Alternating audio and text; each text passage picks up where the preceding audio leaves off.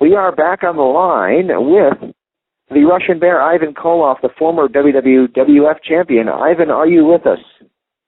Yes, sir, comrade. How is everybody doing? Oh, man. Everybody's in good health, trying to keep nice and warm out there, I hope. Yeah, trying to keep nice and warm as we're all getting ready to dress up for Halloween. I love the accent, by the way. All right. I thought I'd give a little bit of that at the beginning there. I thought you were going to kayfabe me during the interview. No. Well, I did that enough for enough years. Yeah, I don't mind, but it makes it a little hard to understand. The Canadian accent is hard enough without the Russian accent. Yeah, I was just saying that off the air, that at the beginning of your career, you actually played an Irishman, and then you played the Russian. And I was thinking, if you just held on a few more decades when everybody had that anti-Canada gimmick going on, yeah, you would have fit in real well there, too. Would have been all right, eh? And now you're in the States now, though, aren't you? Yep, down in North Carolina. Very good, very good. Yeah. Well, you got a book out, and I was talking about it a few moments ago as we were getting ready to bring you on the air. And that's called Is That Wrestling Fake? The Bare Facts. And I just picked up a copy of the book, and I'll be honest with you, I haven't gotten a chance to read a lot of it, but I have come through a little bit of it so far. What can fans who haven't already picked it up, because I know it's been out a while, expect to see from this book, and what splits it from a lot of the other wrestling books that are on the market right now?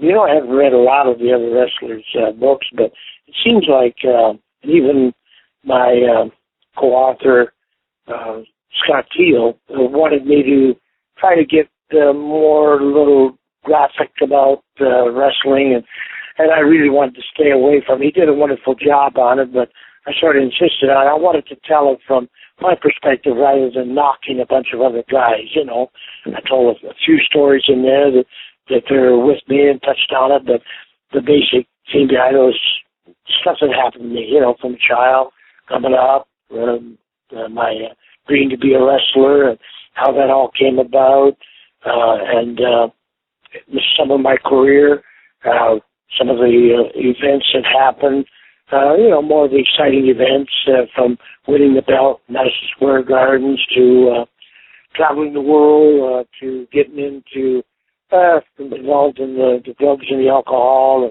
A lot of course, as a youngster, getting in trouble with the law, first of all. And so I was kind of made to be a bad guy. It does. Starting out my life being a bad guy.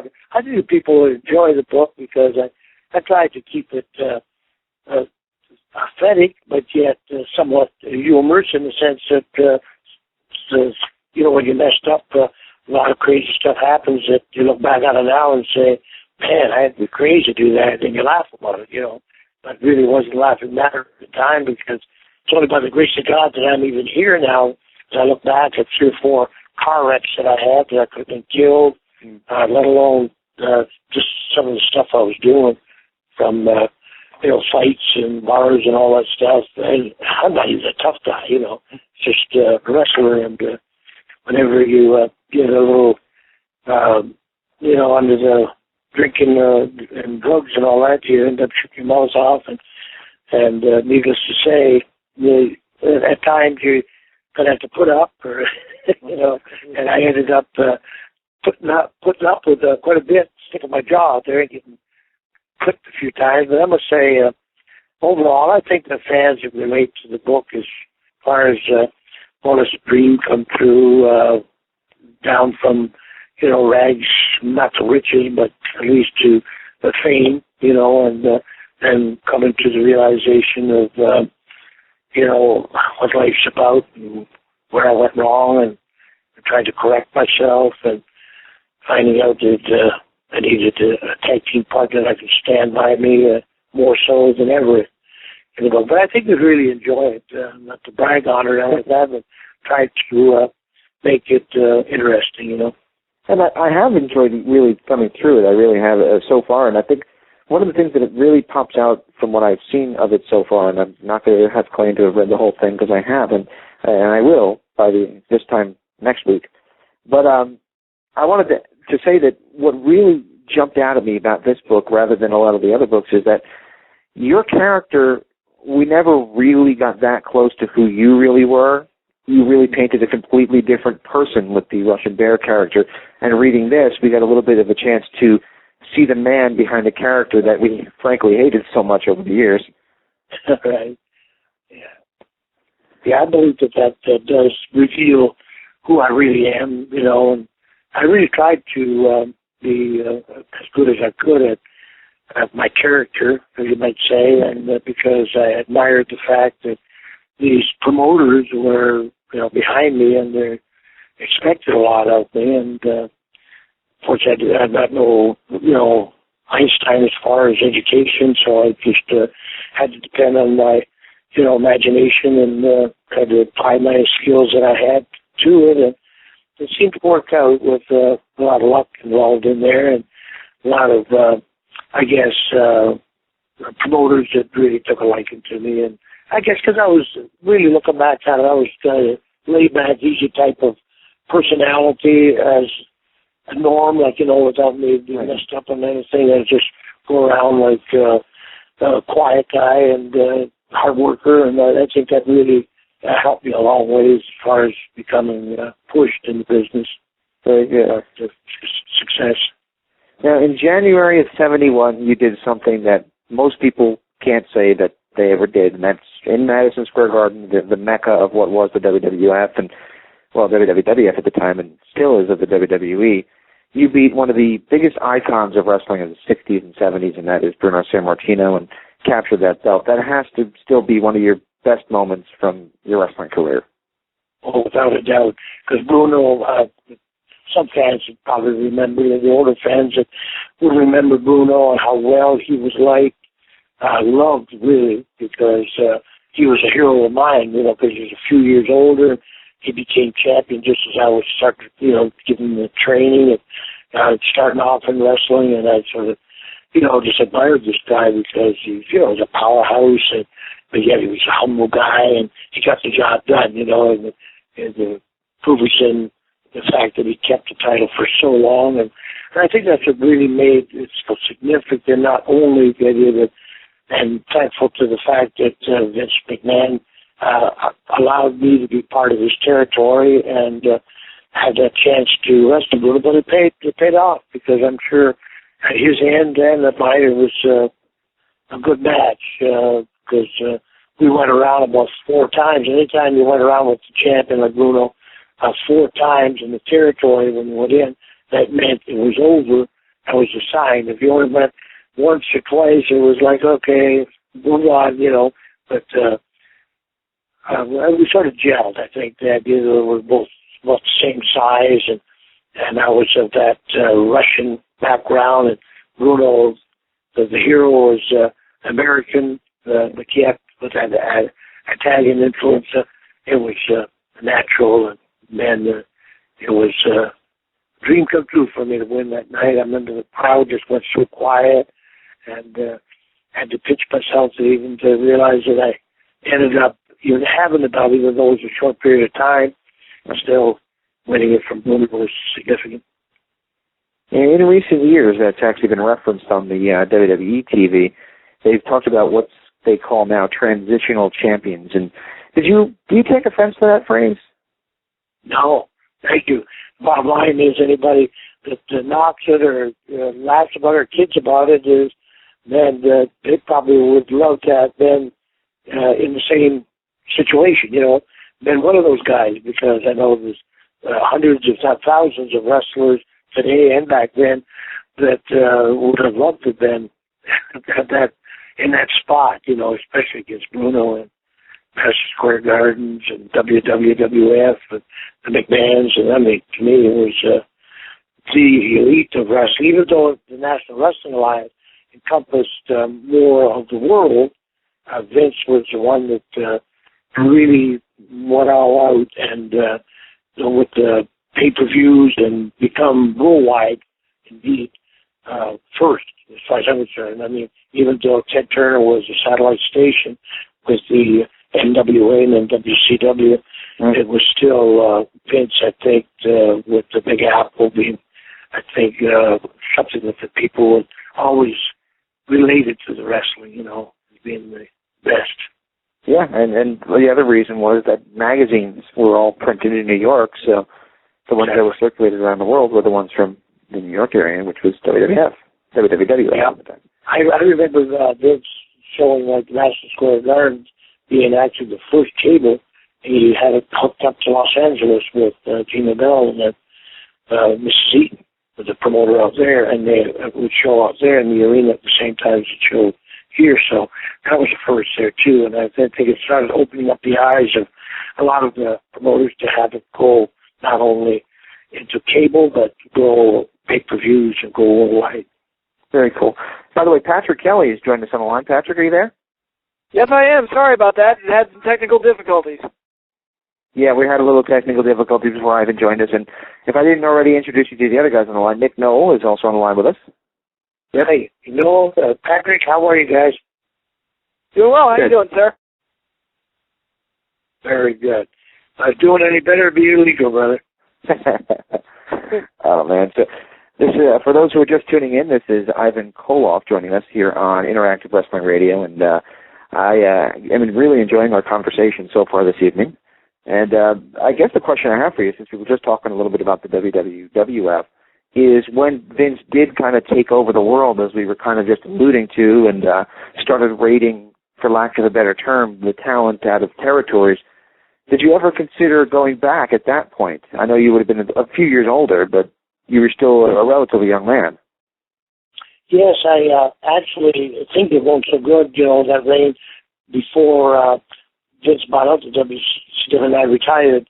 In the 80s, I was doing good with Nikita and that, and things were on fire down there. So at that time, why fix it if it's not broke, I was doing good. And I should have probably attempted to try to, after I quit WCW, to go back to Vince. I was still had something to offer, and I believe. But at that point, I think Nikolai had been up there and Volkov, and I think it was Vince has probably had enough Russian stuff at that time. So I could have probably went up there and convinced Vince Jr. that would be an asset to him. But in fact, on that line, I wish that the fans would whether email or end up calling up there and do me a big favor by asking Vince, why don't you have Ivan as, in the Hall of Fame? He was, the third guy to ever have the original title, and you recognize him as a WWE champ by having me on his video, the champions of WWE. So I don't understand why I have never been contacted as far as being part of that. I think there's a little pressure put on there by, I got over 5,000 fans on my Facebook, so those guys get on, out there and contact Vince and maybe get them thinking, maybe we should have that all ugly Russian out here. You know what? It's an honor for me to be part of that there now. And to be honest with you, for the longest time, I always went under the impression that you were put in, because I know a lot of guys like George the Animal Steele and so forth were put in '96 and more quiet, non-televised, non-promoted, ceremonies. And for some reason, I always went under the illusion that you were part of that. So to hear that you're not in there, the only thing I could think of, do you think that has something to do with the fact that Bruno just wants to have nothing to do with it? And because if they did a video package on you, they would clearly have to talk a lot about Bruno, who's not in the Hall of Fame. And do you think that could have something to do with it, I suppose, if Vince looks at it that way, but I can't see that's, I guess it would add to it if Bruno was there probably, and, with me, definitely, because that's what made me famous, I guess, is the idea that I was allowed to be in that spot, but really it still don't take away from the fact that even though Bruno don't have anything to do with it, especially right there now, Vince trying to clean things up and, have the fans smile upon him. I mean, why not, take anything away that maybe discredits that fact by having me on there and just saying,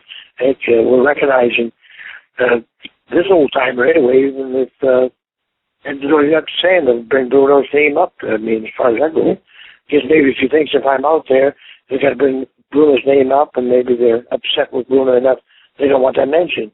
They don't have to mention. Just say he was the third guy to ever have the title. Yeah, 71.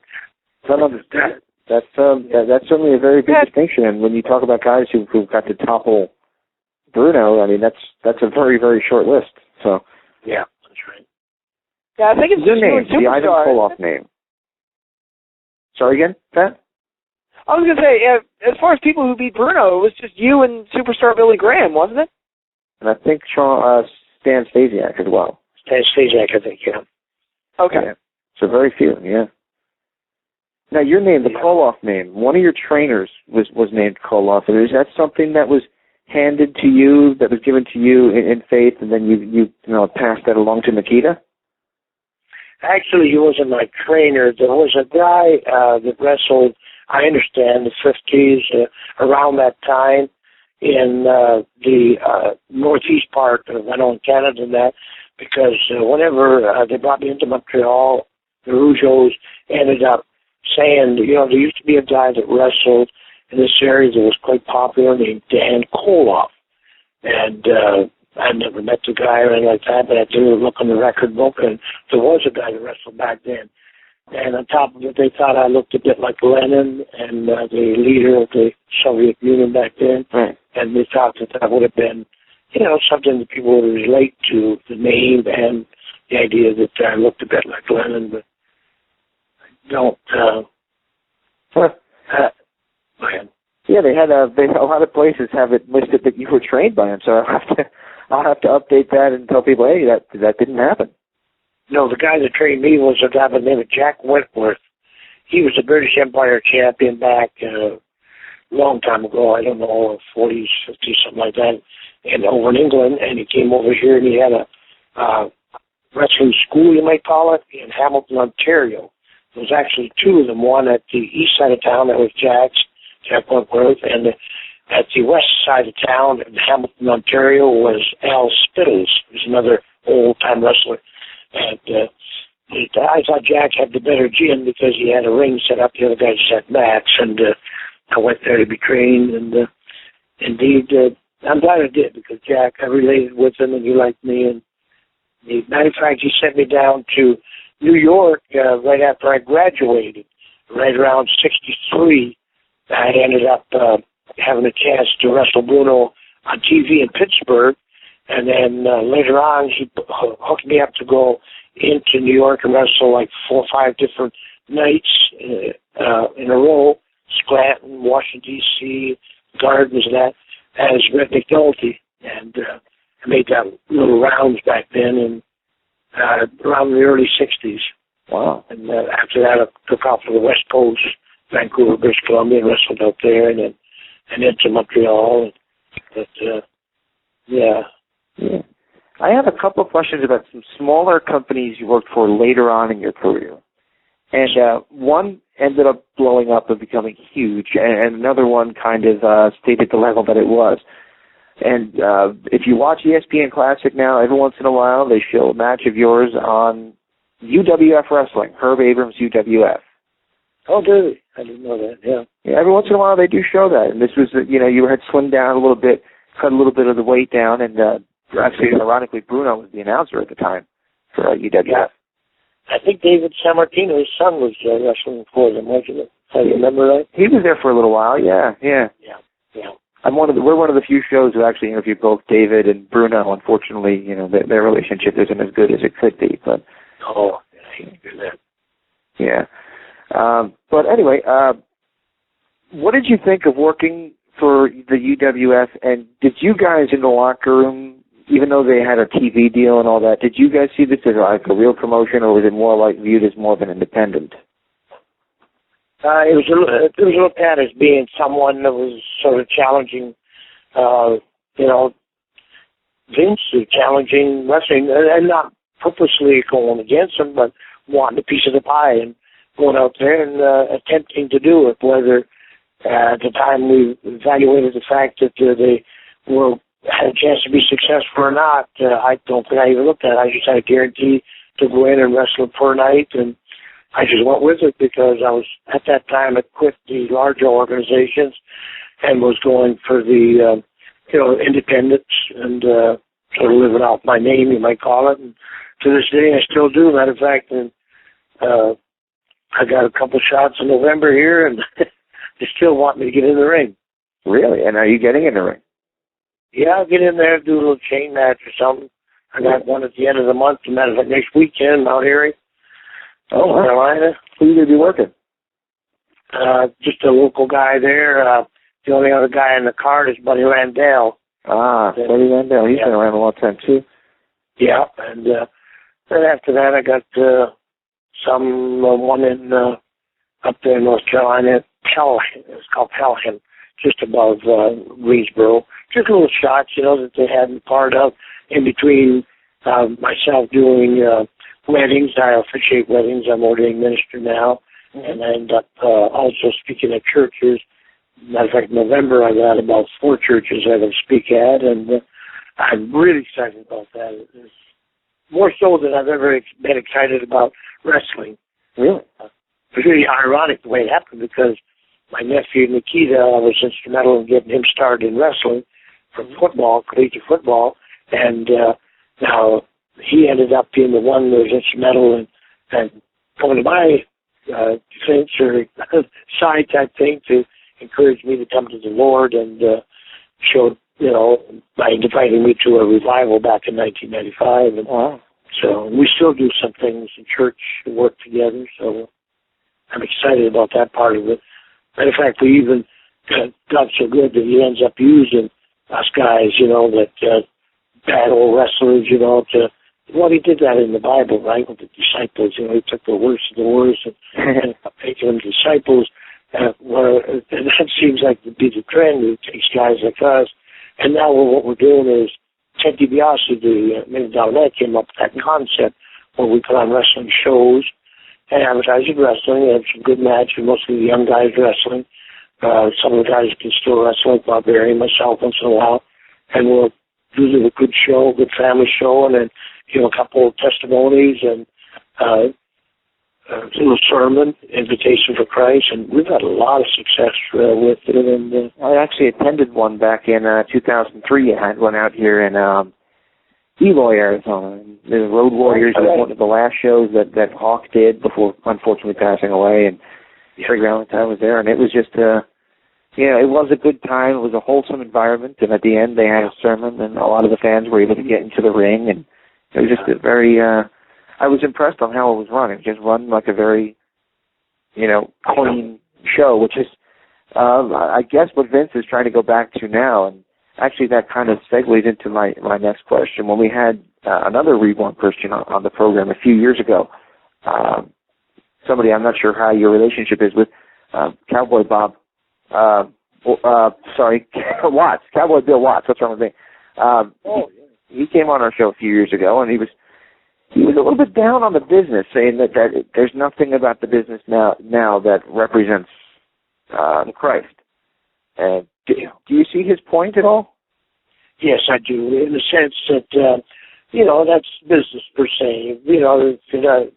If you don't accept the gift of Almighty God, that's the Son and what He did on the cross, then you're either for Him, or basically the way it's looked at is you're against Him. It's not, it's either you're for or against, and that's just the way it says it in the Bible. And, to me, whenever they come out and they have demonic stuff on, something on there, I know it's business, and he's proven to be very successful at it, but facts are facts, and they use the women as for the sex part of it, to draw men to, to lust after, like pornography and that, but that is what they do. That's why they do it, to get the ratings higher. And for that part of it, of course, I don't like it, but I choose, and everybody's got that choice. You either go turn the knob off, turn the TV or change channels. And, but that still goes to show that I don't like that part of it. And that was still, like, sort of the part of it years ago when I was wrestling, too, of course, because we went out there and it was bad versus good, and you went out and it was the idea that you beat the guy up until he's bleeding and bloody, and that's not too Christian-like, you might say. Yeah. Like turning the other cheek. But so that was always and the gladiators, whether it's in football or hockey or whatever, people want to see a good fight, now they went to the extent of changing it from a competitive type of thing, as it was looked at years ago, to a more of a predetermined thing where Vince is controlling, like the producer of a prearranged show. And then this ratings, you can't knock success. I heard he's going into China now. So, whenever you get that big and you go from millionaire to billionaire, you got to be doing something right. But to agree with Bill Watson, the fact of that part of it, Yeah. But, sinners all over the world. So whether, you can't just pick on Vince because he's got a bad program. It'd be like picking on every business out there that doesn't have Christian values in their business. And actually, we don't have to support them or like what they're doing, but it's a fact, So they're the ones that we're trying to reach.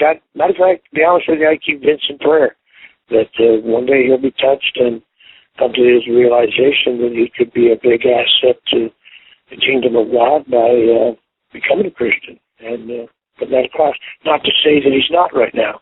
I don't know, but it doesn't. The fruit is not being shown by the product that's there.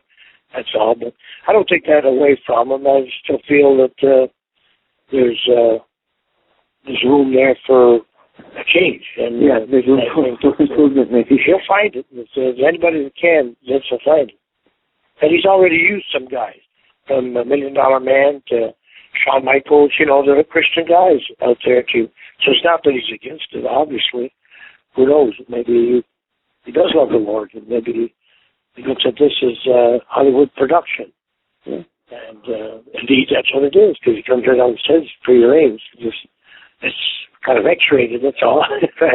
Sometimes it can be. Yeah. So you currently have IvanKoloff.com. You're on Facebook, and we'll post a link so people can check out your Facebook page. Is there anything else right now that people should be aware of and how they can keep up with what you're doing? Because you're a very, very busy guy at the moment. Yeah, if they want to get my book, for example, go directly to Scott Teal. That's crowbarpress.com is his site. I ran out of books here, and it's the quickest and best way to get the book. If you're interested in that, crowbarpress.com. Scott will send it out to you. He's a very reliable man and good Christian man. So that'd be a help as far as my ministry. People buy books, or if you want to go to my website, IvanKoloff.com, you'll see on there that I got pictures or DVDs, that I can send you for a small fee, and it helps my ministry. But also, if any churches would like me to come and share with them a testimony and brag on the real champ, the Lord Jesus Christ, I would be glad to come. I do it on a love offering basis, and or if somebody would like me to be an officiant in their wedding, I usually do it in North Carolina, South Carolina, although I've done some in Maryland down to Florida, so it has to do down in Florida even. So it's if they go on there and put in a request form for whatever they want, wrestling, I may come to a wrestling show, or come to a church, or come to have me come and marry them, as an officiant. That'd be a very cool thing to be married by a legend of the business such as yourself. Actually, when I got married in 2007, I had contacted Ted DiBiase to see if he'd be available to do it, and I missed him by literally 1 week. He was going to be staying for a few weeks in Arizona.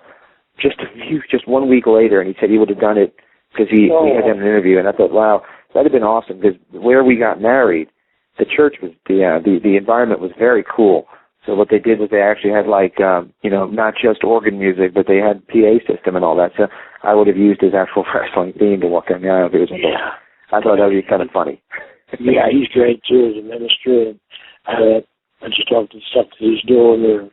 I was part of some of the crusades and that. And just love it that way the Lord is working right there now and touching a lot of the guys, in the business, and there's more to be touched. So definitely got to keep them in prayer too. Because without the Lord in our life, we're lost. And that's what he says in his word. He says, the way to the Father is through the Son. So Absolutely. I take it very serious. You know, it happened to me that didn't leave any doubt. You know, I was raised in a Roman Catholic church, which is quite religious, if you know. You know, the idea of confession, communion. I'm actually Roman Catholic myself. Back in those days, it was Latin. In Latin, matter of fact, I couldn't even understand the service. Of course, now they changed it to English. But I never realized, you know, I always thought because you went to church, you're a Christian. But the fact is you have to ask Jesus. He says to be born again. You know, you have to ask him to come in your heart, believe in your heart, confess with your mouth. And when I realized that and I ended up going to church, it really made a big difference in my life. God showed me that day in the church that he was for real. And I have to get my book to understand what I'm talking about, but basically he touched me in such a way that there left no doubt in my mind that God was for real, you know, and he did it so gently, but in such a way that when I came to, it was like, was back in my own control. It was like, man. And I know that that's not necessary to have experienced that to become born again Christian, but God chose to do that. I guess he knew I was a hard-headed Canadian Russian, you know, and needed to show me that. But and so that's dwelled in my head, and I'm still growing. Growing to the day that he comes back. So very good. Honored that they take me. Well, I'll tell you what, sir, it really is an honor to have you on the show, and I've been talking about it to Patrick and Nick a little bit on the side. I kind of been keeping a little bit of a secret because we have another show out there that kind of borrows our guests if we announce them too early. But I just wanted to say that it really is a true treat to have you on the show, and I appreciate that you spent so much time with us on the phone tonight. We really appreciate it. My pleasure. Thank you so much for having me. And I do have one final question, and I told myself I was going to ask this next time I had a Canadian on the show. Mm-hmm. Which do you prefer, the NFL or the CFL? I was raised with the CFL, of course. Back in those days, they expanded later on, but I don't know. I think that they both have got some good teams. I guess the NFL has become so many more teams involved in, of course, because it's come to follow America, but I don't get to watch it as much as I like to, you know, because I like good competition for sure. But I know some of the old players from Canadians like Angelo Mosca and Dean Kiniski and all that, so, you know, a lot of those guys make me sort of pull that way, being my roots type thing, but, you know, you can't take away from the NFL either, man, what great players they have today. Unbelievable the way they athletes is just great shape. Excellent. Well, thanks so much, man. I want to leave you on a high note, and thanks so much. And I hope everybody does pick up the book on Crowbar Press. Crowbar Press actually just released another book on Tony Atlas as well. So if you guys are go shopping, check it out and pick up those books because they're really something special. Yeah, I like it Tony's myself. Yeah, read that. That'd be a good read too. I bet it is. I haven't picked that one up yet, but I'm looking forward to it. Well, thanks so much, sir. You have a wonderful evening, and I'll let you get back to probably your wife there. Yeah. Thank you, brother. All right, take it easy. Thank you. Bye-bye, Jason. All right, that was a true legend of the business. I can't believe he's not in the WWE Hall of Fame. I was sure he was. Patrick, are you with us, by the way? Yes, good Lord. Are we having tech problems I'll in the background explain to you here? what happened. Say what? Are we having tech problems in the background that I'm not aware of, like with the show? And Nick is with us. No, it's not me. No, it's all me. When I called into the show, I had the wrong guest number, so I was scrambling around like mad trying to find the number. Finally did, and then while I was on the phone, when you let me on the first time, my phone died. So I had to scramble around some more to go find my charger. I was just, ugh. Man, I got to tell you, I really enjoyed that interview just now. I don't know if anybody else, you know, I posted it on Facebook, and, you know, there's been reaction sent to me via private messages and things like that, but I always like having the guys like this on who not a lot of other shows do have on, and a lot of that has to do with what they grew up with. And I think a lot of us are the same age that do these other shows. I think we all probably are in our 20s, some maybe even in their teens, and those are the ones that you could tell that they're probably still in their teens. But I think most of us are, around the same era. We grew up in with the same kind of guys, and those are the guys we want to interview. But I always grew up admiring and looking fondly at the guys who kind of paved the way towards what we have now, and what we had then. Because without the Bruno Sammartinos, the Ivan Koloffs, the superstar Billy Grahams, you wouldn't have ultimately gotten the Hulk Hogans and the Randy Savages that we got in later years. And by proxy, then without the Hulk Hogans and Randy Savages, you probably would have ended up with the Steve Austins and the Rocks that you got later on. So, right. Absolutely. I think it's an important part of the puzzle that a lot of people don't present to the listening public that I'm proud to be part of and proud to do so. Yeah, that era, the 70s, which was like Bruno and Ivan and Stan and Superstar and all those guys, so that era tends to get overlooked. But like you said, I mean, that was a very important part of wrestling's history that produced a lot of the greatest icons in the history of wrestling, namely Bruno Sammartino, and it's always cool to go back and look into that old time period. Right, and that's also an era where some of the guys we talk about as being, 80s stars cut their teeth.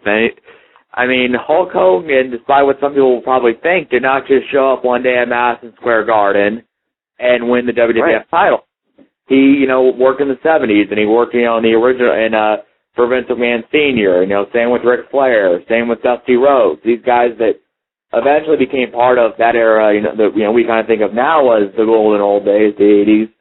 They, kind of learned their craft in that 70s era. I mean, Ric Flair in his book talks about, his first real tag team partner was Johnny Valentine, who was Greg the Hammer Valentine's father.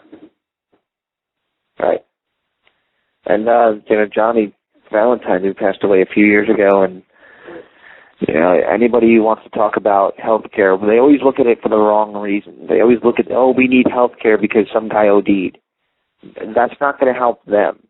But what the healthcare will help is a lot of the guys like Johnny Valentine, I'm sure as hell could have used some help in his dying days. After his body started shutting down from all the abuse that he took. Right. Yep. Oh, man. That was depressing. Yeah, sorry about that, but I had to get that out there. Oh, man. I give credit to the people like the Cauliflower Alley Club for trying to do the right thing.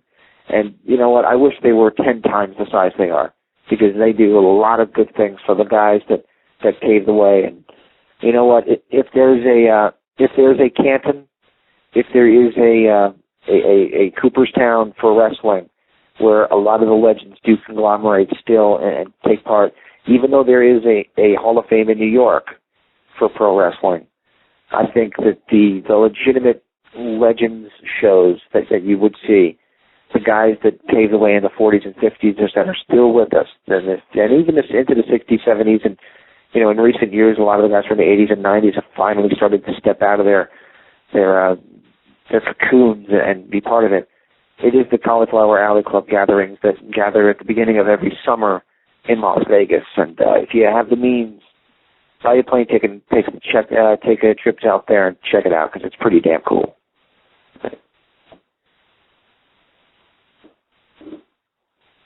Anyway, so we watched Raw this week. At least I did. I don't know about you guys. And I saw it, and it was one of the worst shows I've ever watched. I've seen worse, but I wouldn't say. Yeah. Oh boy! I mean, they have blown whatever potential the Wade Barrett John Cena storyline had. Because they've made Why do you say that? They've made it clear where they're going to go eventually. There's no mystery. There's no anything else could happen.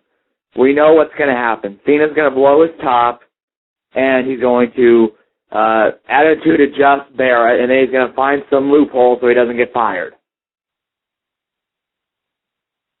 Well, maybe now that the GM, the Raw GM has been kidnapped, that's her loophole. Yeah. The Raw GM is kidnapped by Teddy Long taking his computer. I love that. Because you can only check your email on that one unique unit of computer that you have. Well, my whole thing is... no other way to do it. Yeah, he doesn't have a phone that he could call into the show or anything? Just the computer? That's his only mode of communication? Well, then if you heard his voice, you would know who he was. Well, they've had, though, and James, you pointed this out on your Facebook, where in the past, I think it was the time Edge knocked the computer off the podium, they had Cole receive the emails on his smartphone. Butthole! So what? They should have just written, well, Michael, don't you have your telephone? No, I lost my bag in New York last week. At least that they could have some explanation. Well, yeah, I mean, that's a gaping hole in the story, and the only way that I'll be happy about this is if they do reveal what I think they're ultimately going to reveal, and that is that Michael Cole is the GM, and these emails are just BS. If why is he hiding it? Because he doesn't want to get beat up. Well, but we've seen this before in the past where he can hire... I remember on NXT when Daniel Bryan beat the living crap out of him one week. The next week, he showed up with a whole bunch of security guards that he claimed he paid for out of his own pocket. You would surely think that the guy that's running the show could get someone to watch his back with the promise of, take care of me, and I'll give you a title shot. Yeah, there you go. None of this makes any sense. And I'll say this right now. I think Vicky Guerrero, Lay Cool, and Hornswoggle are the four horsemen of the apocalypse when it comes to any wrestling show, because they just doom and destroy any show that they're a part of. Yeah. Who was that again? Vicky Guerrero? Michelle McCool, Layla, and Hornswoggle. Oh, boy. That's a hell of a... Wow. That's a pairing. Yeah. Wow. They were spread out over the show, so it was like... It's just horrible. And congratulations, WWE. I don't care about a Daniel Bryan versus Dolph Ziggler match. I don't care. Thanks. Yeah. Yeah. Well, those two are good workers individually. I mean, they're awesome workers individually. Oh, yeah. I mean, Ziggler, you could have told me that it's not McGillicuddy, which, what the hell are they thinking with that name? But Ziggler was actually Henning's son, and I would have believed you. I mean, the guy's just an amazing worker. Right. Right. Well, I mean, 1 year ago, when he was still chasing the Intercontinental Champion before they gave up on him and then decided to renew his push by pairing with Vicky, if I had said to you, James, Patrick, they plan to do a Dolph Ziggler, Bryan Danielson match next year, you would have been like, oh, that's be a very good match. Now you hear, oh, great, Ziggler means Vicky, and Daniel Bryan means Michael Cole. Goes, he's a dweeb! He's a dweeb! He's a dork! He doesn't even watch TV! My God, you got this 190-pound weakling in the ring. What an embarrassment he is to be our United States champion! I hate this guy! Even though Michael Cole hates SmackDown, apparently, and Daniel Bryan is representing Raw in this feud, Michael Cole's like, oh, I love Raw, and I hate SmackDown, even though I like Cody Rhodes, Dolph Ziggler, and Vicky Guerrero for some reason. What they have, it's tough for them, and they're paying. I'm trying to think if they would have done this kind of crap, which they wouldn't have, because the booking was better back then.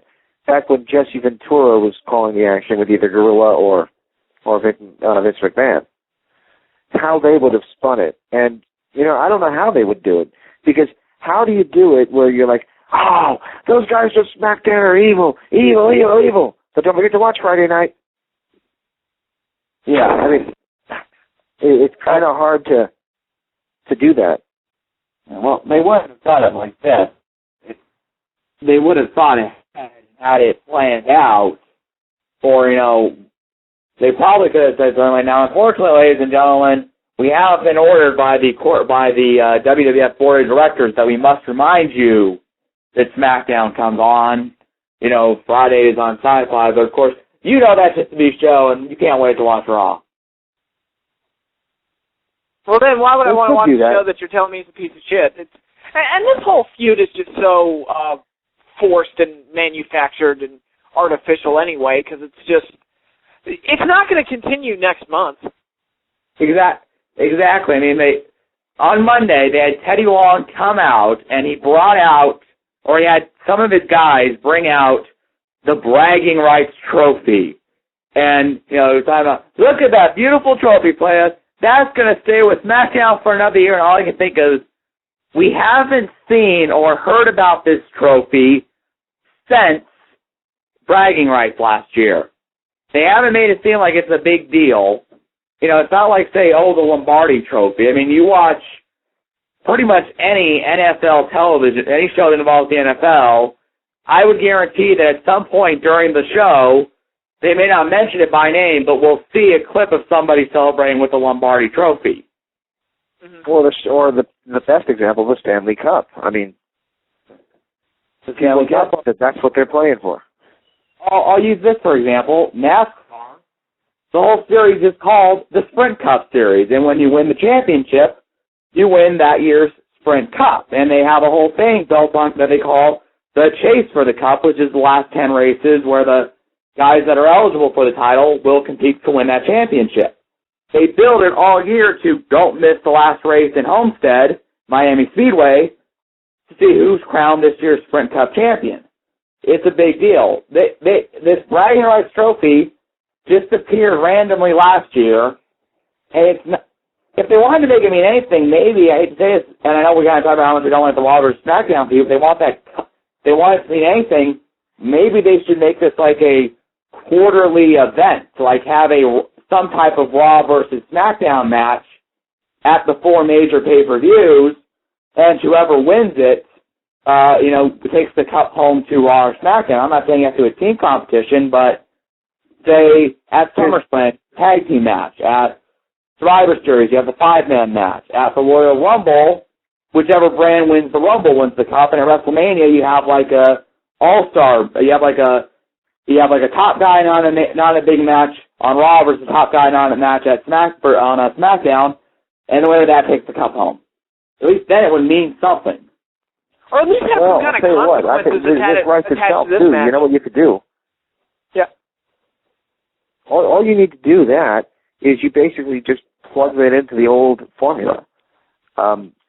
If your team wins, do like instead of Survivor Series being a show with 1 or 2 elimination matches, go back to the 1990 format where, Team SmackDown versus Team Raw happens in a series of matches, and then there's a grand finale match, and the winners of that get the trophy. There's that thing. I would love it if they brought that back. I thought that was very cool. Everybody else poops on that one, but they poop on that one because of the gobbledygooker. Yeah. Well, yeah. And that deserves to be poop on. But poor Hector. Then you do a thing with the Royal Rumble. The thing is on the line. If the Raw guy wins it, they get that trophy. If a SmackDown guy wins it, the SmackDown brand gets that trophy and the title shot. Right. So there you go. There, it's on the line again, just in a few months later. And then at WrestleMania, instead of Money in the Bank going after a briefcase, go after the trophy. Yep. Double meaning. Yeah. Pretty easy. Just plug it into the formula. Oh, the problem would be if you hung it from the Money in the Bank hook, you might break the trophy falling down with it. Good point. Or they could use TNA glue and have Chris Sabin just Spider-Man on it for 5 minutes until it finally comes in. Well, what did they use for that? Wasn't that like electrical tape? Yeah, I think so. If you listen to our interview we did with him in 2000, what was that, 2003? I think it was 2003. Was it 04? 03, I think. I don't know. I think right after we did the interview with him. Say again, Nick? I think you did that interview with them like really soon after that match happened. So I think it was like 2 days later. Yeah. And he said to me off the air that he was still sore from it because he never felt so hard when he grabbed that damn thing. He said one way or the other, that thing was coming off the rope. So. Yeah. Seriously, you got to wonder what goes through people's mind when they go up to pull a belt or something down and it doesn't come, with them as they're falling, I always wonder what Shawn Michaels was probably thinking at Survivor Series at SummerSlam '95 when the IC title would not come down. Yeah, he kind of fell off the ladder, if I recall. Like the ladder fell from underneath him and he fell. Yeah. It was one of those moments where the angry young man came out and you saw, like, evil Shawn Michaels because he was throwing a hissy fit and cursing and stuff. It was pretty funny. Who did he kick in the head, like, because he fucked up? Was it Mankind or? What did he do? He kicked either Mankind or Vader in the head because they didn't do something that he liked. It was Vader. Yeah, he had some spot in mind for like the flying elbow drop where I think it was Vader was supposed to roll out of the way and Shawn was gonna land on his feet as Vader rolled out of his way, and then Shawn could do like just a regular elbow drop onto him to like, oh, Vader moved. No, he didn't. No, he still got hit. So when Vader doesn't move, Shawn just like the angry young man comes out and Shawn kicks him in the head. Yeah, you can see it. He's like screaming at him on the video, move! Move! So apparently Shawn was just cursed at Survivor Series in the 90s. Yeah, I was at the 96 one where everybody pretty much just shed on him. Yeah. I mean, I left that show. There was two factions in the crowd, and none of them involved the WWE. There was the ECW faithful, though a smaller portion of it, that were all wearing flannels and smelt of BO, chanting ECW throughout the show. And there was a large portion of people chanting NWO. I never ever thought in my years of living in New Jersey that I would be standing in the halls of Madison Square Garden and hear another organization's letters chanted. Granted, the NWO was a faction within an organization, but still, I was just absolutely floored by the fact that a heel faction, no less, was getting that kind of attention from a New York, Madison Square Garden, mecca of the WWF at the time crowd. It was just stunning to me. Well, people say that it's the Mecca, but has it really been the quote-unquote Mecca since they stopped running a monthly show there? And I know that there's always something special, a special feeling when you hear, oh, it's Madison Square Garden, but I mean, for the most part, since they stopped running the monthly show there, it's not like there's been any really major, oh my God, moments there. I mean, there might be some at pay-per-views, but I mean, it's not like there's been like it's not like they make an effort every time they go to the Madison Square Garden where it's like, wow, this is one of those things that leaves a stamp on the whole industry, unlike back in the 70s where, oh yeah, I mean, the big thing is going to end at Madison Square Garden. That's where, Ivan beats Bruno. Yeah. Well, WrestleMania 20 happened there, and the main event of that was pretty amazing, although none of us want to remember it. That's when Shawn Michaels and Triple H faced off, right? No, it was Eddie Guerrero and Kurt Angle. And then, Eddie came out, okay. Then Eddie came back out, a half an hour later, and he stood in the ring as confetti fell, and, he hugged the air. It was a very strange And the heir's wife and child were in the audience, too. Well, that was wind and gust in the crowd. Yeah. God, I gotta tell you, that the ending to that WrestleMania when it first happened, I thought it was one of the greatest moments ever in wrestling history. It's like, wow, this is amazing. And now it turned out to be one of the worst omens in wrestling history because both of them are gone. Well, and one of them I hope is rotting in hell. Well, it was one of the greatest moments in history, Patrick, until 2 years later when one of those people became O.J. Simpson of wrestling. Yeah, just pretty over much. 3, and then Eddie died a year and a half later, and it was just, oh, man. That was bad. I'm going to leave you guys with this. Shortly after the incident happened with Benoit, and I remember Patrick and I gathered with Benya, and I forget who else was part of that. It was just a big conglomerate of everybody. I think Brian Luquette joined us, Chris Ferguson. It was a whole conglomerate of people who joined us on that Benoit tribute show, which is on the site somewhere. I don't have it linked on the interviews page, but I ought to pull it up one day and just repost it on the site. Why? This is before we knew that he was a murderer. Yeah, watching us fucked up.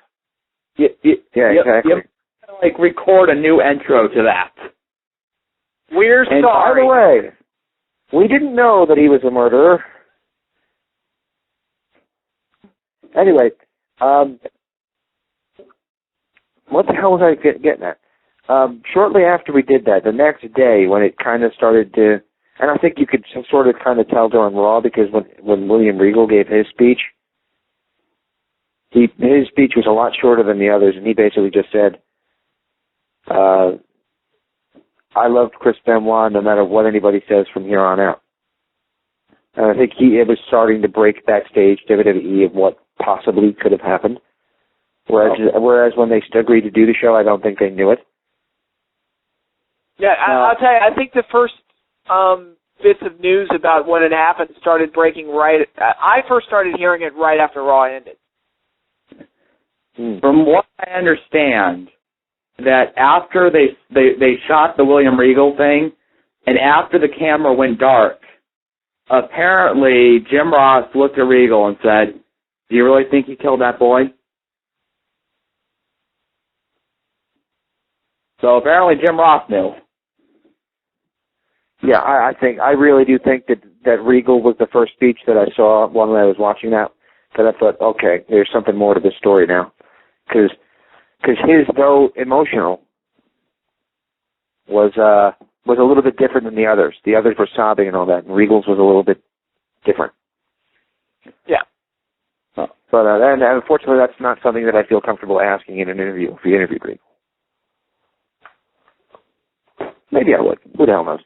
But anyway, the next day I actually searched on WWE.com, shop.com, when they said that they removed everything Chris Benoit oriented. And I actually, for curiosity's sake, searched WrestleMania 20. And I pulled up the DVD on there, and they had listed, and I shit you not, as the main event of WrestleMania 20, WWE Championship match, Triple H versus Shawn Michaels. I always wanted to watch like a censored version of that match with like a black bar over Chris Benoit. Oh, I can understand that. It could be Muhammad. It could be what? I can understand. Muhammad. Oh. Oh, yeah. James, I could understand that, though, because I'm sure that day when all the news started breaking out, that it was probably a madhouse, and people really weren't sure how to interpret certain orders. I'm sure somebody may have said, get everything related to Benoit off the website now. And I'm sure people thought, I could just see something. Yeah, everything period. Shawn Michaels versus Triple H is the main event. Like, there, at least I got Benoit out there. They could have put, like, versus question mark. By the way, if anybody knows, and Nick, you probably already know this, and if you don't, I'm going to give you a little homework assignment for next week, okay? This is what I'm going to leave you guys with. What's that again? I hate homework. That's why I always made my brother do mine for me. The old NES WCW game, the World Championship Wrestling game, featured the Road Warriors on the cover. Yes. If you watch the intro to that, they go through all the stars, the Mike Rotunda, and Kevin Sullivan, Hawk Animal, Michael P.S. Hayes, Ric Flair, whoever else was in the game. Everybody was in the game. By the way, that was the best wrestling game of the time by far. But anyway, Ricky Steamboat also was in the game. At the very end of it, they built up to your challenger, Sting as well, by the way, your challenger, who you'd have to face if you won all these tournaments. And it was a question mark. Who was the question mark? Do you know the answer, or? I don't know. This is honestly, I never beat the game, because if you ever played it against the computer, you had a perpetual fist that you had to contend with that I never was able to beat all the way through. I can win a match or two, but they always, like if you watched it, the fist was just constantly going, and anytime you got anywhere within like 3 inches of them, they punched you. So yeah, I remember that game being very hard. I can check out Game Facts and find out for you. You want me to try to figure out an old video game that you never beat? You want me to go like online trying to figure out who this obscure question mark was? That's your homework assignment. I can find out for you tonight. Well, what if it was just like the Ding Dongs or the Black Scorpion? Might have been. Could have been. Might have been. All right, guys, I'm going to run now. But I've given you food for thought. I'll leave you at that, okay? Next week, by the way, guys, we have a big guest coming on. Not a big guest, but a guy that, much like Ivan, so a little bit more our generation, he's a guy that I'm really looking forward to talking to. Nick, I'll send you a PM on who it is. We'll not say over the air because I don't want to lose the guest to another show.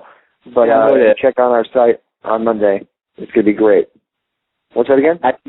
I think I know who it is, and there's a little funny story. If there's time, I'll tell next week about this. Yeah, absolutely. Very cool. Okay, guys, I'll talk to you next week. All right, later. By the way, I'm hosting this week, so I'm just going to leave the phone off the hook. Okay. All right, that was James Walsh, the Lord and Master, the ruler of the world, as Sid would say, of the Wrestling Epicenter. And, Nick, you and I have some time left to talk some wrestling. So what is there to talk about? Well, there's two things I want to talk about. We should do a preview for WWE no one's going to watch. Bragging rights. All right. And I do want to talk something because, Patrick, you and I have known each other a couple of years, right? Right. If you had to sum me up in my wrestling belief in a really quick phrase, TNA fanatic would fit, correctly? Yes. I did not enjoy Impact this past week. You did not enjoy Impact. Wow. Yes. Now, I want to make this clear, ladies and gentlemen. If you know this website, you know that I am the fucking TNA fanatic. You know I will rise with my sword and spear to fight anyone that dares say anything bad about my beloved TNA. Hell, I challenge Jim Cornette. That takes balls, dude. Yes. So anyway, I did not enjoy this past week's show. And I want to make this clear. There were parts that I did enjoy. The opening promo, Angle and Jarrett's confrontation, Hardy's little promo on RVD when they were changing the camera shot so it almost looked like a demon or something at times when you're seeing him. That I enjoyed, but here's my big problem with it. Too much talking. Now look. I think that was everybody's problem with it. Now look, I get that after a big show like Bound for Glory and the shocking, turns and kind of the changes with the structure of the show and the on-screen structure, power structure, you have to talk and you have to explain it. But you know what? There's better ways to go about it. And when you go an hour and 15 minutes into a 2-hour show and there's not one wrestling match, big problem. And I also have a problem with there were certain segments that they certainly could have done without, that then could have been given to a wrestling match. For example, they had a promo where Sting and Nash were leaving, and Dixie goes up to confront them, and then she sees Hogan and Bischoff, and she goes up to confront them for the first time, And basically this promo leads to, we're going to go talk in the office. All I can think is, okay, instead of doing all that, just have her find them in the office. And that's just one example. And I understand that they paid a lot of money to the Jersey Shore girl, who arguably has paid off in terms of how much press she's gotten them on TMZ. But it's like we have like 3 different segments where the beautiful people, and I think her name's JWoww, who are looking for Cookie and Robbie E., the Shore guy. And I'm like, how about one segment to establish she's here, and another segment when they finally confront each other? I like Eric Young, but we didn't need the segment with him and Orlando Jordan meeting him. Right. Yeah, and that was my problem with the show, too. It just, and I'm not the kind of guy who sits there with a stopwatch and times the matches and judges a show based on how much wrestling was on the show. I say this a lot. My favorite episode of Raw ever, was the episode after Breakdown 98 where Austin got screwed out of the title and he came down and broke up the title presentation with the Zamboni and everything. That was one of the most exciting shows I've ever seen in wrestling. And I, honest to God, cannot tell you a single match. Off the top of my head, I don't remember a single match that was on that show.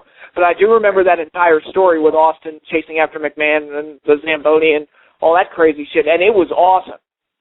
So that was a show that had very little wrestling, but still managed to entertain me and still managed to be very exciting. This show that Impact did, TNA did last week, parts of it just dragged. But yeah, I understand you want to get all these points across, but it just went on way too long, especially that opening segment. I think they went on 45 minutes. Right. And, and I love Sting, and I have a lot of respect for Kevin Nash. But you know what, again, I think the biggest problem with this show was also structuring. It's kind of like anything. It's like, I'm just going to use our favorite sport in the world, football, for example. If we signed a team that had nothing but great defensive players, and we had no money for a decent offense, we structured the team badly.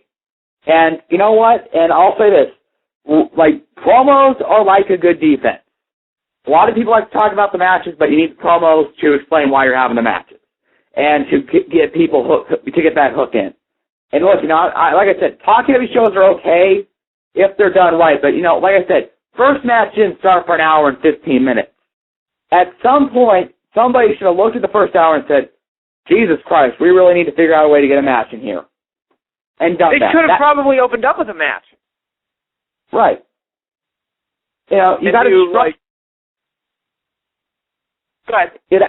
That's the big thing. You've got to structure right. If you're going to do a talk-heavy show, you've kind of got to say, okay, we're going to be talk-heavy, but we got to give people a break from all the talking and go to a match. And you know what? Sometimes during that match, that's when you can kind of use the commentators to further certain points you might want to get over, and you're just like, you can have them say, let's just say in the first hour they said, they put a match in there. They could have Taz and Tenay go, Taz, I know that this is such a great match, but I just cannot think about how Kurt Angle is going to react when he gets here. The months he spent trying to earn his way to the TNA World title, and for it to be stolen like that from him, get that point over. Use that match, because it gives people that prefer matches something to enjoy. It kind of just breaks up the monotony of all the talking. Yes. I agree. I absolutely agree. For me, the jury is still out on this whole storyline that they're doing with TNA. I will say this, Dixie Carter calling Eric Bischoff a smug little shit was one of the funniest things I've ever heard. Yeah. I kind of agree with you. If this were a jury and the first day of the trial is over, right now I'm leaning towards it being finding in favor of TNA. And saying this was a good idea, but like you said, it's still kind of way too early to tell. I mean, they have come out and you know what, they can do something that would make us all go next week. I don't know if they'll do it, but they could do something by the end of the month will make us all go, Jesus Christ, that was a great idea. Look at how well Hardy's thriving. On the other hand, though, they can do it and it's going to fall flat, and we're going to be like, they never should have turned this guy heel. Yeah, and he was the big thing. Hardy as a heel, I will say that on this first show, it's so far so good. He didn't really stand out, but he didn't tank horribly like I thought he would. And that beatdown he did on RVD and Anderson at the end of the show was pretty... God, that was sick. Yeah. Well, I think we talked about it last week with Hardy, where they have to be careful and not change him too much. And I think they found a way to make him Jeff Hardy, but give him more of an edge, more of a dark side. You know, he still is kind of coming out in the Jeff Hardy colors, but he's coming out in darker colors. He's wearing like that jacket now. And, now, instead of charging in to triumphantly battle off the bad guys, he's charging in to take cheap shots on the guys that are trying to earn a title shot against him. Yep. Yeah. But, yeah. Yeah, so that was Impact, and now we gotta... Do we really have to preview bragging rights? Because I gotta say, I watched Raw this week, and it was the first Raw I watched in 2 months, and I was like, fuck, I'm not ordering this pay-per-view. If this show's any indicator, I'm not ordering this pay-per-view. Patrick, I just bashed TNA. I went against every genetic instinct I apparently have. I've got to bash the WWE tonight, if nothing else, to keep harmony in my universe. Okay, we'll do it. Well, and you know what? If we want to, I'll say this about Impact. Tomorrow, from what I understand, they have a lot more matches scheduled. So hopefully, we can come back this week and say, it's good to see they put more wrestling in the show. But anyway, moving on to bragging rights, the main event, I'm going to assume, will be the Buried Alive match between the Big Red Slug and the Old Man Taker. This feud is not good. This feud has been horrible. It's been a rehash of 19 feuds they've done before. And Buried Alive matches are one of those matches that when you first hear the rules, especially if you're a kid, they sound cool. Wow, they're going to throw somebody into a grave and bury him alive. But in execution, they're usually really, really boring and monotonous to watch because you have guy gets thrown in the grave. There goes some of the dirt. Guy gets out of the grave. They fight a little bit. Guy goes back in the grave. Wait, here comes some guy with a dump truck to bury Undertaker alive and throw him out again. Yeah, oh God, I don't care. They're gonna make sure that these two do every single gimmick match possible, aren't they? I think in Survivor Series, get ready. They're probably gonna do an Inferno match or something of the like.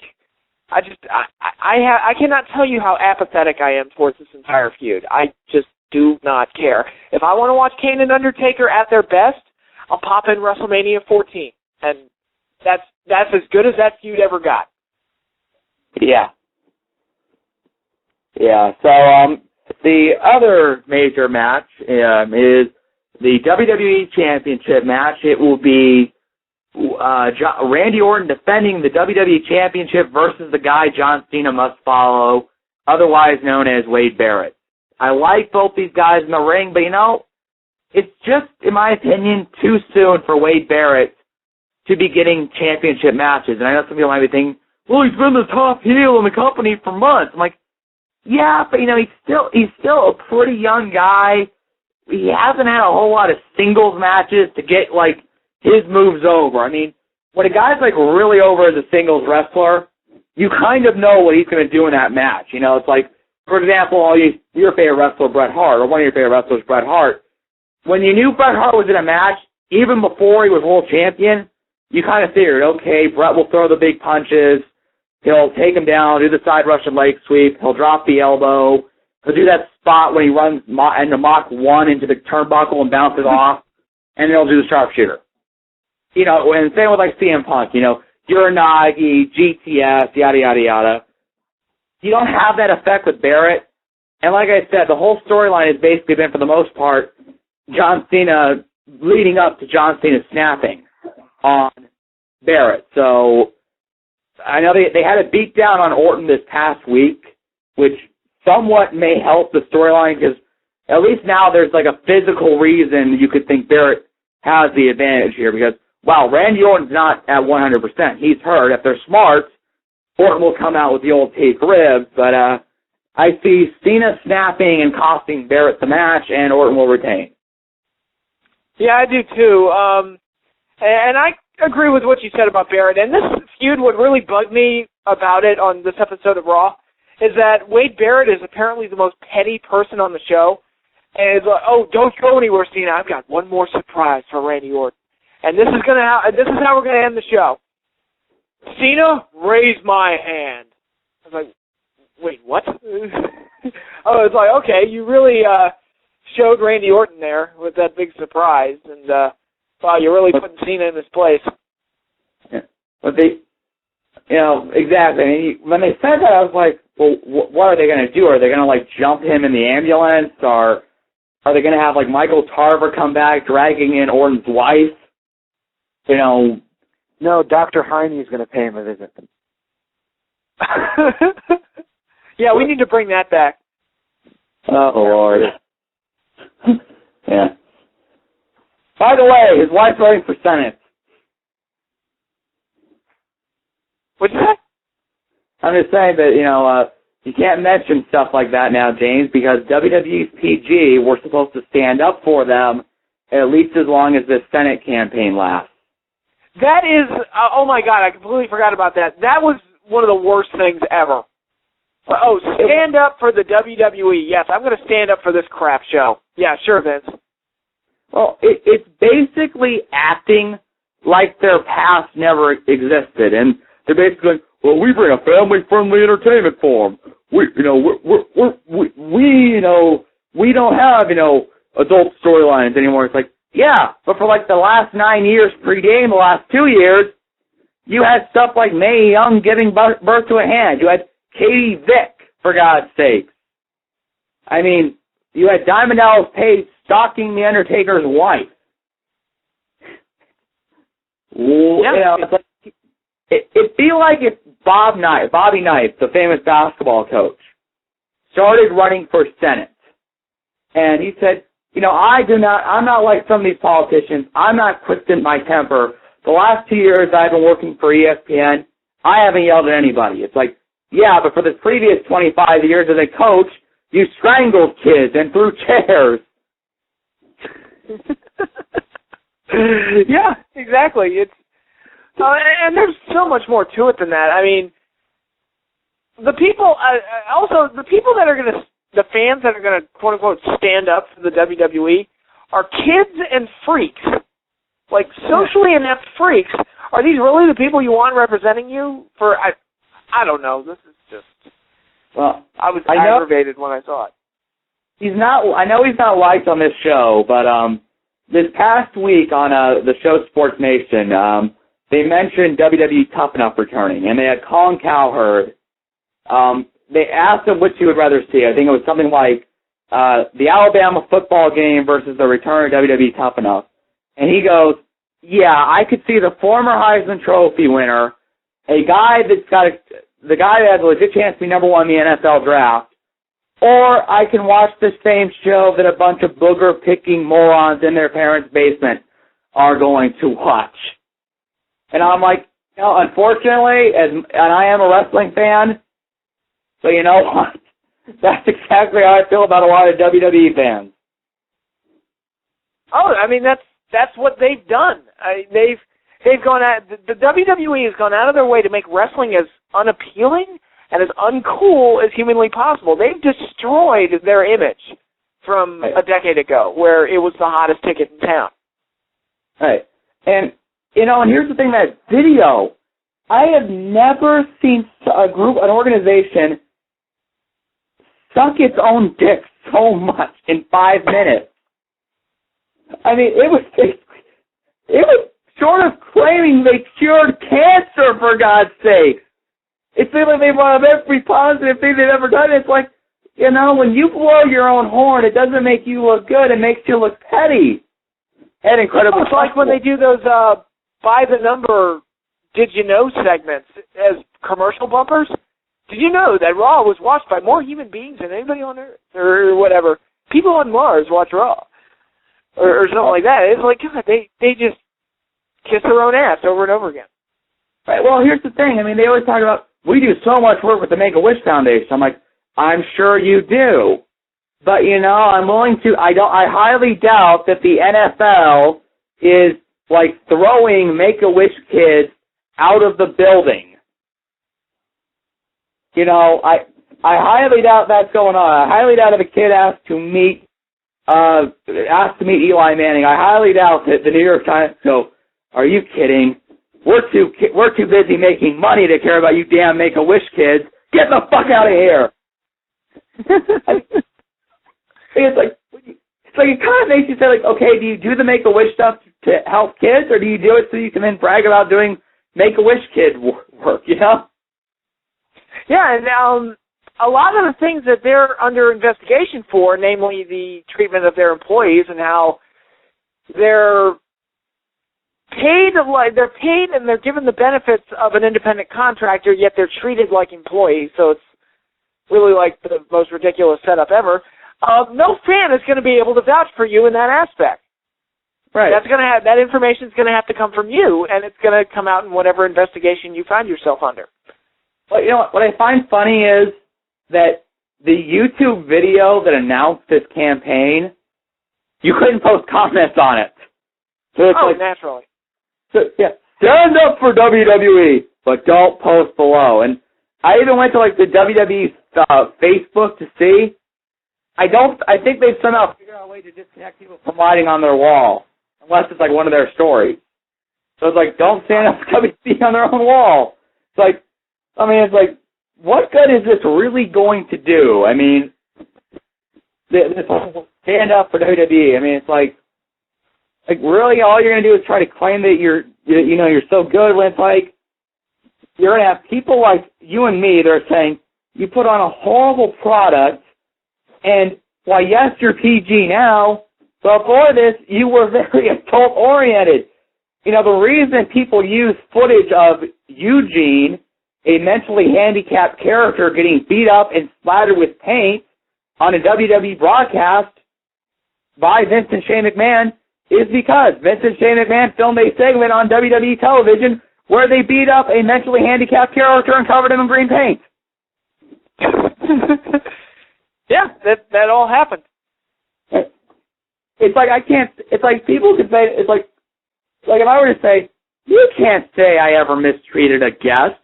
I never said anything against a guest. When there's very clearly me trying to be a big boy or me trying to be a big shot and standing up to Jim Cornette last week. Yeah. But weren't we previewing bragging rights? Yeah, so let's get back to bragging rights. We've got Team WWE versus Team SmackDown. The battle for a cup. Yeah, the battle for the cup. And basically you've got R-Truth on Raw. You've got The Miz. You've got Ezekiel Jackson, who's coming back from an injury, and who I'm willing to bet most people don't remember who he is because he was a bodyguard on SmackDown, and then he was the last WWE ECW champion. You know, and look, I think the guy's got potential, but it's like, I'm sure when he first came out, a lot of people are going, who is that guy? Yeah. I mean, Ezekiel Jackson on SmackDown, you've got Jack Swagger, apparently with his eagle. You've got Alberto Del Rio, who I like, but I mean, it's like, he's already lost his feud with Ray, apparently, because now he's teaming up with Ray. Like, wait a second, weren't these two guys, didn't Alberto want to break Ray in half? Now he's okay teaming with them, and you've got Big Show, who, he's got a meeting. You know, I'm going to have to say I'm going to take SmackDown because for whatever reason, in these team matchups, like Survivor Series or this, they seem to give SmackDown the victory so that way they can justify putting anything they think is decent on Raw and leaving SmackDown to be rotting for months on end. Yeah, I really just don't care about what they're fighting over, and that's the main problem with wrestling now. If you don't care about who wins or what they're fighting over, then why should I pay to see the fight? Right. Then we have a Intercontinental Champion, Dolph Ziggler, versus U.S. Champion Daniel Bryan. Fuck you, WWE. Yeah. You know what? This is why God invented mute buttons. Because at least we can block out Michael Cole. Unfortunately, we probably can't stop them panning over to Vicky every 5 seconds, but hey, you know, at least we can block out Cole, and maybe we can hopefully enjoy this match. The problem is I could see a situation where they've been doing this feud on NXT where Dolph's apparently interested in one of the NXT girls, where I could see that NXT girl coming down and she and Vicky fighting, and that is what leads to the end of the match instead of, like, you know, the lapel lock or the zigzag or an actual finishing move. Right. I said it a few minutes ago. You know, congratulations, WWE. You took a match that I would normally love. I would have been all over a year ago or even a week ago. I'd have been like, hell yeah, I'll see that match. But no, you have attached so much to it and you built it up so poorly that I don't care. So congratulations. You're not getting my money. Yeah, well, I mean, apparently on Monday, this was the same when they shot. They basically had Dolph go to beat up. They basically had Daniel Bryan come out to challenge Dolph. Michael Cole talked more about Vicky and how Daniel Bryan is a nerd and can never get a woman. You had the Divas come out to throw confetti at Vicky, which apparently in WWE land is a bad thing, because anywhere else I go, when people throw confetti at you, it's a party. Yeah. Like I remember when I won Student of the Month at Dojo Omaha, and they wanted to celebrate that with me when I walked in for a training session. This is when I was like 10. The instructors threw confetti. I did not run away screaming. Yeah, that's By the way, Daniel Bryan is now screwed because he's getting an old Lance Storm gimmick. Yes, they're giving him the Lance Storm dance gimmick because all serious wrestlers need to be dancing ladies, man, apparently. Look, I mean, you know, I know, and there's going to be this bullshit line of, well, Daniel Bryan doesn't have a lot of charisma, so they have to give him a gimmick that might, you know, that kind of plays off being a nerd. I'm like, wait, you're telling me that, like, people don't want to just see badass fighters that can win from any position? You know, last I checked, George St. Pierre was a pretty big draw in the UFC. Same with, like, Randy Couture, Chuck Liddell. They weren't fancy, they were just guys that could win fights. Tell me that, I seriously want to know why people don't think that kind of gimmick can't work. I know, it's unbelievable. It's one of those rules that the WWE invented, and if the WWE invented the rule, then it must be true. It's like, oh, only big guys can be main eventers, and that guy's too small. It's like, oh, well, they don't have to be big, they just have to be believable. Right. Yeah, and then we have a Divas Championship match. It will be Natalya challenging either Michelle McCool or Layla. And all I can say is, for the love of God, if nothing else, because we get a freaking break from the ear-bleeding harpies, let Natalya win. Because, goddammit, I don't think my ears can take Late Cool on commentary anymore, Patrick. They're bleeding more than they should. Every time they come out, my ears just start bleeding. And they're terrible. Those voices, especially that, oh, God, it's like seriously, women should be insulted by the Late Cool gimmick, and here's why. Because it says to women, the only people that are successful in the world, the only women that are successful are stupid bitches.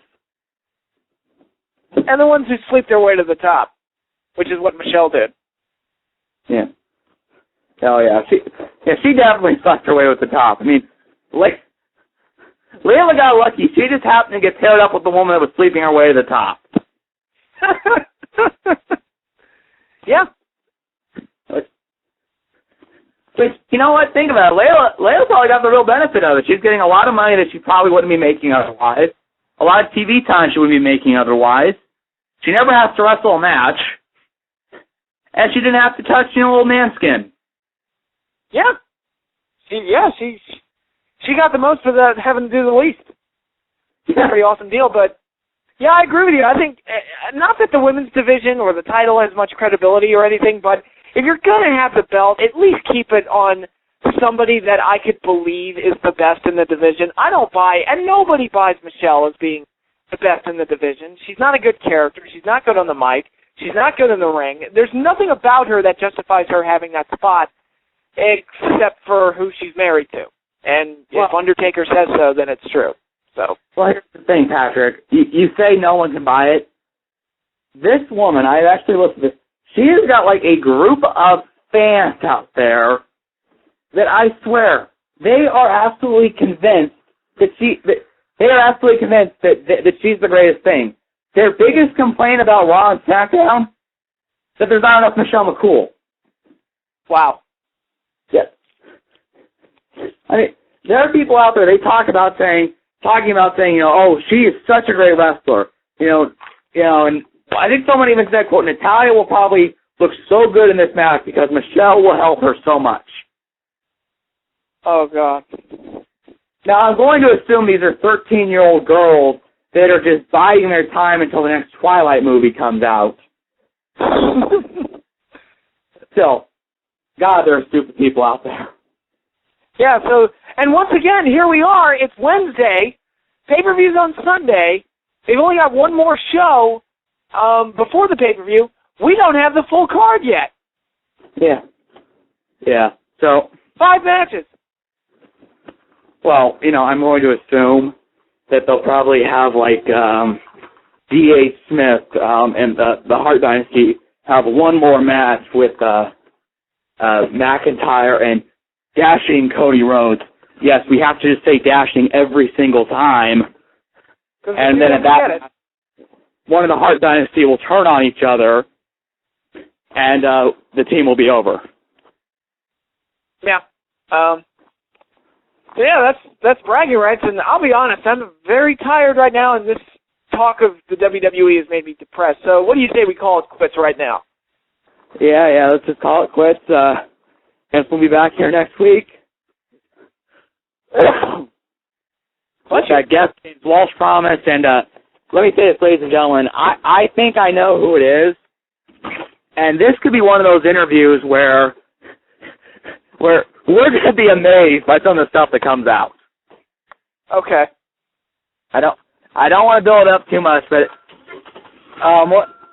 let's just say this is going to be one of those guys that's going to have a story to tell, and because if it's who I think it is, he was in the business for a very long time. Interesting. Alrighty. Well, we have that to look forward to, and thank you, of course, to Ivan Koloff for coming on with us. I'm sorry I couldn't really be a major part of that interview because I had phone problems, but yeah, it's always great having a legend like that on. Thank you to James for being on the show and setting everything up for us, and of course, thank you, Nick, for being on with me tonight, despite my tardiness. Yeah, the opening of this show taught me why I can never do one on my own. Because James went on hold, put himself on hold, so he could get call off, and he kind of told me there's a show. I ran out of things to talk about 5 seconds in. There was nothing to bounce off of and actually pause and let them get their side of the story in, or lead me into another topic of conversation. Oh wow! I was just kind of stalling and him hopping on the line. Oh, wow. But, yeah, well, thank you for doing that, and I'm sorry. I'll try to make sure this doesn't happen again. But, yeah, thank you, everybody, for listening, and we here at the Interactive Interview, WrestlingEpicenter.com, Blog Talk Radio, and all that jazz, we will be here next week, so keep on listening. Have fun. Bye.